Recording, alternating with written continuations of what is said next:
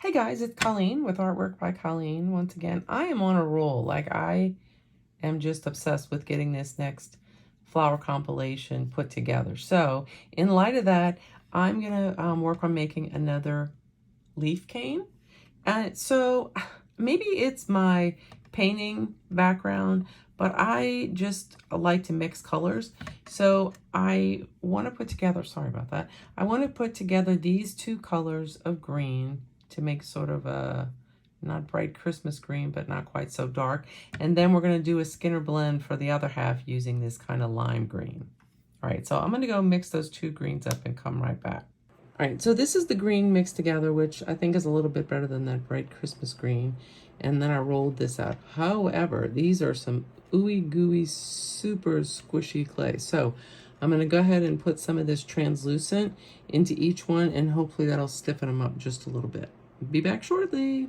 All right, now that I got it rolled out, I'm gonna go ahead kind of try to even that out a little. It's still pretty sticky, but we're gonna see what we can do with it. I'm sure we can make something happen.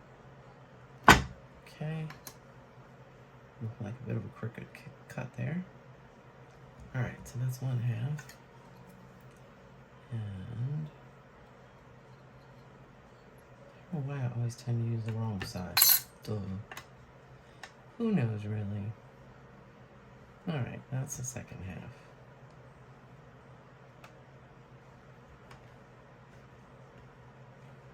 And just like we did the last leaf, I'm going to go ahead and roll this one into a nice Skinner blend.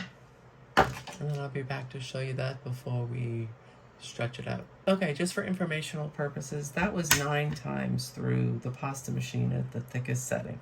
Now I'm going to go through and do like I always do and put it through to stretch it out. But this time we're going to make a bullseye cane after. Okay, so I'm back. I've got it stretched out. If you are like me and stuck with, nope, I'm gonna change my mind. We're gonna do the dark side first. If you're like me and stuck with super duper sticky clay, even though I went ahead and added some of the translucent to try to stiffen it up, that literally did not much of anything. So you can see right here, because all these ruffles are where it's trying to stretch itself out, which, you know, it's kind of not cool at all. This Skinner blend is a little disappointing if you really want to know the truth about it. It seems to be just a couple of different colors and less of a blend. Anyway, another helpful hint, really important helpful hint, is when you're putting it through the pasta machine and you're, I wouldn't go more than halfway toward the thinnest, thickness you can go. Thinnest thickness, that makes a lot of sense.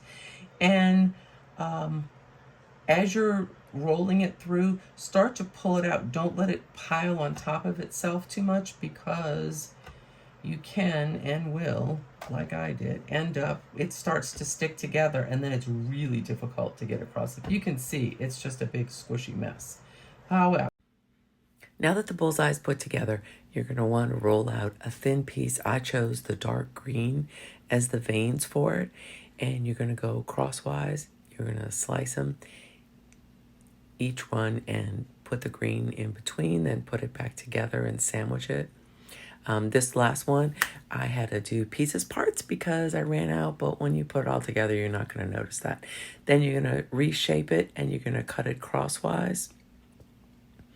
You notice I had to kind of saw it back and forth because of the fact that it's such soft clay. And here I really pieced it together. Now you're going to flip it around, and so you have a smaller top and a bigger bottom, which is going to ultimately make your leaf shape you need. To put the finishing touches on this cane, I really felt like it needed to be wrapped in the dark green.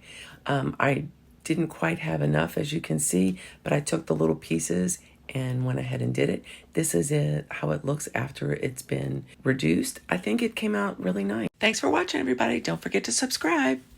Have a great day, everyone.